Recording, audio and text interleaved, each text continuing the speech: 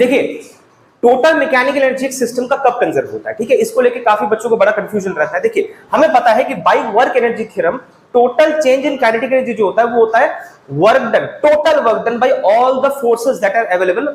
Okay, तो क्या क्या होता है total work done? Work done due to external forces, work done due to conservative forces, work done due to non conservative forces.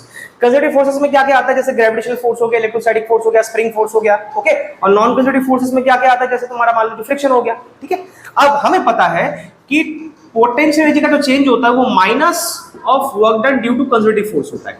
तो work done due to conservative force क्या आएगा? Minus of delta U. इसको आप minus of delta you लिख सकते हो। ये work done due to external force और ये work done due to non conservative force. अब इस डेल्टा यू को आप इधर लेके आ जाइए, तो डेल्टा के प्लस डेल्टा यू क्या कहलाएगा? टोटल चेंज इन एनर्जी, और वो क्या है आपका W E plus W N C, मतलब work done due to external force, work done due to non conservative force. तो टोटल चेंज इन एनर्जी आपका इन दोनों के इक्वल आता है। अब अगर आपका work done due to external force अगर जीरो हो जाता है and work done due to non conservative force जैसे फ्रिक्शन फोर्स वगैरह, उसके कारण वर्क डन अगर आपका जीरो होता है तो आपका डेल्टा के प्लस डेल्टा यू मतलब टोटल चेंज इन एनर्जी क्या आ जाएगा? जीरो आ जाएगा।